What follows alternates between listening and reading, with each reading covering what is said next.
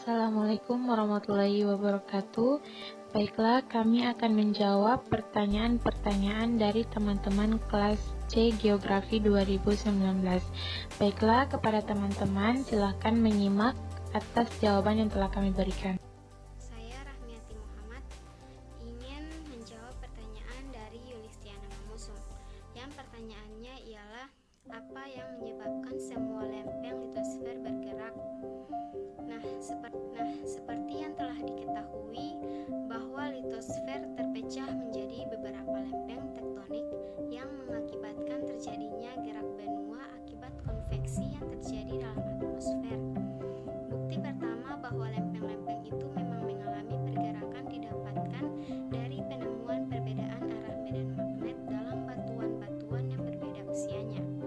Penemuan ini dinyatakan pertama kali pada sebuah simposium di Tasmania tahun 1956. Penyebab pergerakan lempeng tektonik bisa terjadi karena kepadatan relatif litosfer samudra dan karakter atmosfer yang relatif lemah.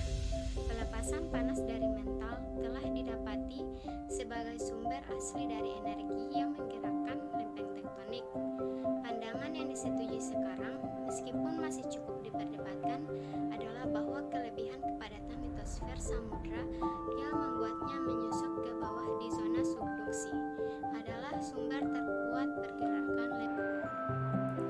Baiklah, saya akan menjawab pertanyaan dari Komala Dewi Abbas. Pertanyaannya, jelaskan mengapa wilayah Indonesia bila ditinjau dari segi tektonik bukan merupakan satuan geologi yang berdiri sendiri. Ya, karena teori tektonik lempeng adalah sebuah teori besar dalam bidang geologi yang dikembangkan untuk memberikan penjelasan terhadap adanya bukti-bukti pergerakan skala besar yang dilakukan secara alami oleh litosfer bumi.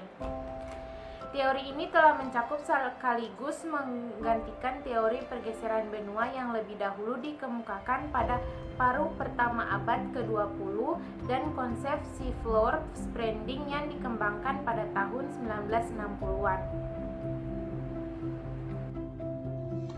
Baik, di sini saya akan menjawab pertanyaan dari saudara Rizky, yang mana pertanyaannya, berikan keterkaitan antara teori undosi dan teori tektonik lempeng. Bila teori tektonik lempeng lebih menyoroti gerak-gerak lempeng-lempeng litosfer dan semua fenomena dinamika di permukaan yang diakibatkannya, meskipun juga mendiskusikan arus konveksi mantel di bagian mantel paling atas. Yang menyebabkan gerakan lempeng, teori ondasi meliputi segmen bumi yang lebih luas, yaitu dari permukaan sampai mantel bagian bawah, bahkan inti bumi. Teori ondasi mulai dari gerak konveksi material mantel secara periodik yang kemudian akan menyebabkan perbedaan gerakan vertikal di permukaan yang disebut ondasi. Ondasi adalah differential vertical movements at the surface. Gerak vertikal ondasi akan menghasilkan energi gaya berat potensial yang memiliki medan internal stresnya tersendiri. Ini kemudian akan mengakibatkan gerak lateral akibat gaya berat yang disebut gravity. Tektonik gaya berat ondasi berasal dari sebuah kata dalam bahasa Latin unda yang artinya gelombang. Van Bemmelen menerapkan untuk proses struktur geodinamik yang disebabkan perbedaan gerakan vertikal. Teori ondasi memberikan sintesis komprehensif tektonik bumi yang menyatukan fenomena geokimia dan geofisika mental secara ekspresif geologi di permukaan. Apa yang diterangkan oleh Lume tektonik yang mulai berkembang pada tahun 1990-an dan mendapatkan sokongan melalui teknik mantel tomografi mulai pada tahun 2000, dan secara umum menerangkan gerakan material mantel dalam konteks keseimbangan geokimia dan geofisika sebenarnya telah puluhan tahun sebelumnya digagas oleh Van Bemmelen melalui teori ondasi. Saat sejumlah menjawab pertanyaan dari Medi Firdiansa, di mana pertanyaannya itu berikan penjelasan dan contohnya terkait adanya hubungan yang erat antara aktivitas dan jenis magma dengan struktur geologi hubungan aktivitas magma dan orogenesa. Jawabannya itu menurut para ahli seperti Turner dan Egon 1960, F. Ground 1947, dan Teken 1970, magma didefinisikan sebagai cairan silikat kental yang pijar terbentuk secara alami, bertemperatur tinggi di antaranya 1500 sampai 2500 derajat Celcius dan bersifat mobilen, dapat bergerak serta terdapat pada kerak bumi bagian bawah.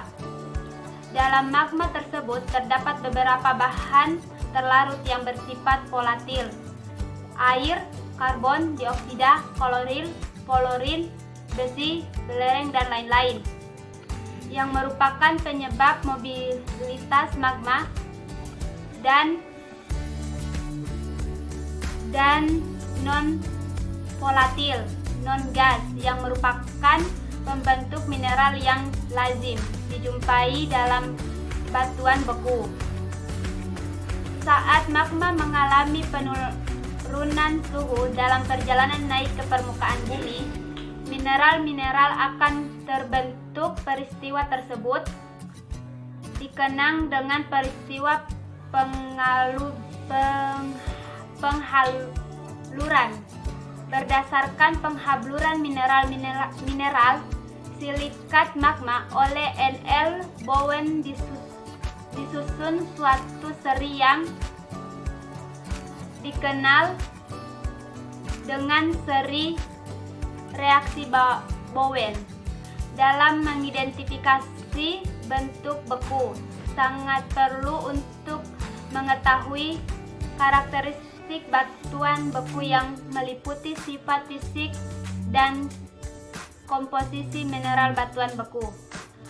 Baik, itu. Assalamualaikum warahmatullahi wabarakatuh. Baiklah, saya Winda Kebisi. Di sini saya akan menjawab pertanyaan dari Dita Ainun. Yang pertanyaannya, mengapa Indonesia dikatakan sebagai wilayah yang belum stabil? Dan jelaskan faktor-faktor yang menyebabkan ketidakstabilan tersebut, serta apa dampak yang ditimbulkan dari ketidakstabilan wilayah Indonesia tersebut. Ya, jawabannya karena Indonesia mengalami resesi. Dalam perkembangan ekonomi makro, resesi adalah kondisi di mana saat produk domestik bruto mengalami penurunan. Resesi juga dapat menyebabkan penurunan secara drastis pada seluruh aktivitas ekonomi, contohnya lapangan kerja, keuntungan perusahaan, dan investasi. Resesi atau kemerosotan juga selalu dikaitkan dengan turunnya harga atau deflasi dan meningkatnya harga atau inflasi. Faktor penyebabnya yaitu yang pertama, ketidakseimbangan antara produksi dan konsumsi. Apabila produksi rendah sedangkan konsumsi tinggi, maka kebutuhan akan meningkat dan menyebabkan pemerintah mengambil kebijakan untuk melakukan impor. Yang kedua, pertumbuhan ekonomi lambat bahkan merosot. Apabila produksi domestik bruto mengalami penurunan dari tahun ke tahun, maka dipastikan pertumbuhan ekonomi dalam sebuah negara mengalami kemerosotan atau yang kita kenal dengan resesi. Ketiga, nilai impor lebih besar dibandingkan nilai ekspor. Kegiatan ekspor-impor adalah hal wajar bagi sebuah negara, selain untuk menjalin kerjasama agar negara juga memenuhi kebutuhan penduduk dalam suatu negara.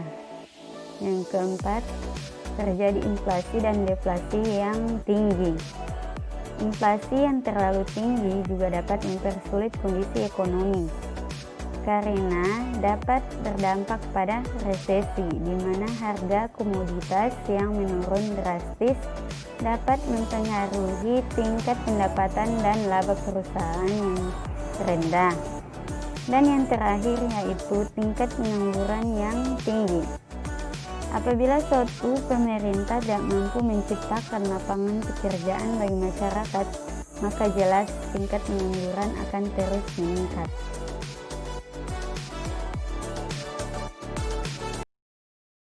Terima kasih atas perhatian dari teman-teman. Jika ada tanggapan lagi, silahkan tulis di kolom komentar ya. Terima kasih atas partisipasinya dan ucapkan terima kasih buat dosen pengampu mata kuliah Geologi dan Geomorfologi Indonesia. Sampai berjumpa lagi ya teman-teman. See you.